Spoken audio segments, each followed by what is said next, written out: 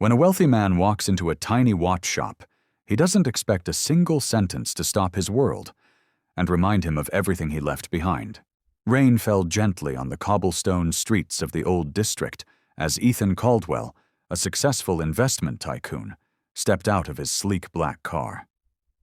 The city had changed so much since his childhood. Skyscrapers rising above his memories, coffee chains replacing corner stores. But one thing hadn't. The tiny, weathered watch shop nestled between two tall buildings. He stared at the faded sign above the door. Kumar's timepieces, repairs, memories, and more. His feet moved before his mind caught up. The shop bell jingled as he entered, a familiar sound that sent a ripple of something long buried through his chest. It was dimly lit, lined with antique clocks and old watches that ticked in imperfect harmony. Behind the counter, an old man with silver-streaked hair and spectacles perched on his nose was bent over a watch, his hand steady, his expression calm. Ethan cleared his throat. The man looked up. For a moment his eyes showed no recognition. But then, a slow smile tugged at the corners of his mouth. "You were always late," the old man said softly. Ethan froze. That voice, that phrase, it hit him harder than any market crash or business betrayal ever could. Mr. Kumar. Ethan felt a lump form in his throat as Mr. Kumar's words echoed in the quiet shop. You were always late. How many times had he heard that as a boy? Back when he'd race in after school, shirt untucked, hair wild, breathless from running, all to sit behind the counter and listen to Mr. Kumar talk about gears, patience, and the value of precision. The old man had been more than a watch repairer.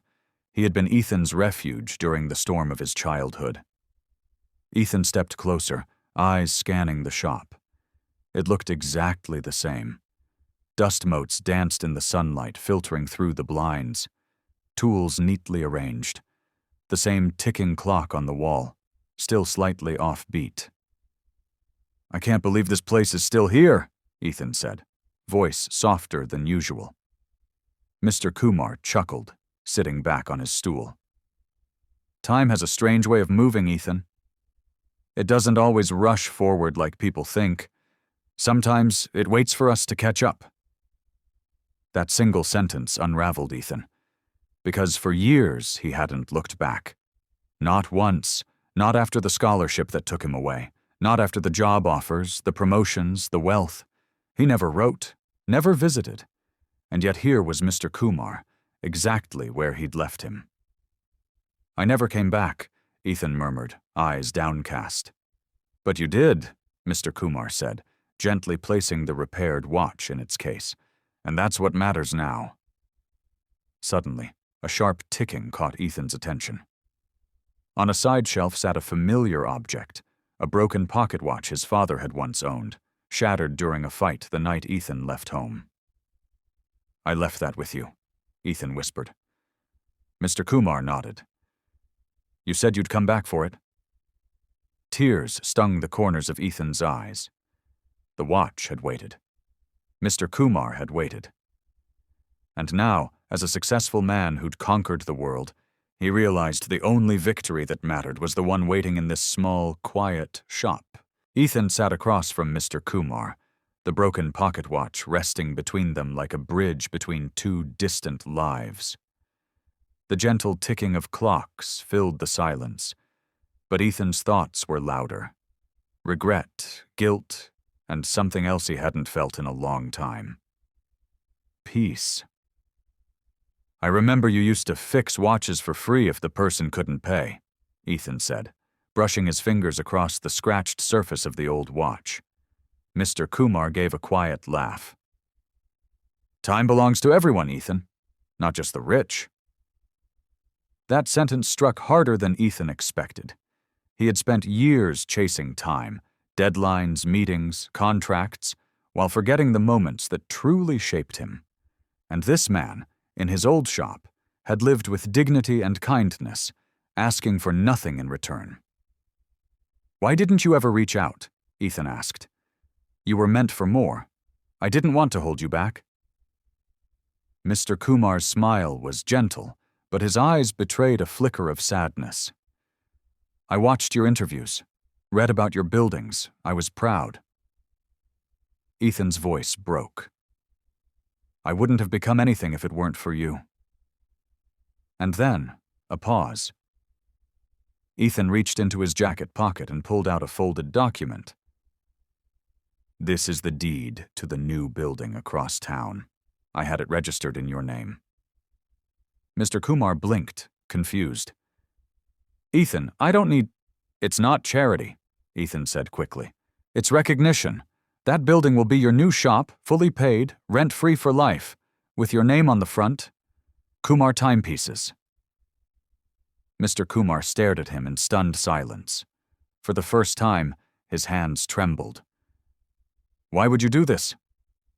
"Because I'm finally on time," Ethan said, eyes wet. "For once in my life, I showed up when it mattered." They sat there for a while, student and teacher, child and guardian, bound by memory, repaired like an old timepiece. And outside, as the sun dipped below the horizon, the world continued ticking on. But something timeless had just been restored. Mr. Kumar stood outside the newly unveiled shop, Kumar Timepieces, with a disbelief that settled slowly in his bones. The elegant signage gleamed above the polished glass doors. Inside, the shelves were already stocked with vintage clocks, tools, and a workspace that mirrored the very table he had once gifted Ethan years ago. But this was built for a master. As the ribbon was cut at the small ceremony, attended by old customers, neighbors, and even local news reporters, Mr. Kumar's eyes searched the crowd until they found Ethan's. There were no grand speeches, just a nod shared between two men from different worlds, now forever linked. A little boy tugged at Mr. Kumar's sleeve. "Sir, can you fix my toy watch?" Mr. Kumar knelt down with a smile and took it in his hands. "Let me take a look." Ethan watched quietly, his heart full. In that moment he knew he hadn't just returned a favor. He had reignited a purpose. The man who once taught him the value of time would now pass that wisdom on, not from the shadows of a cluttered corner shop, but from a place of honor. As the sun set behind the new store, Ethan turned to leave. Just then, he heard Mr. Kumar call out, "Ethan!" He turned. "You were never late," Mr. Kumar said, voice strong and clear. "You were always right on time." Ethan smiled, the words settling deep within him.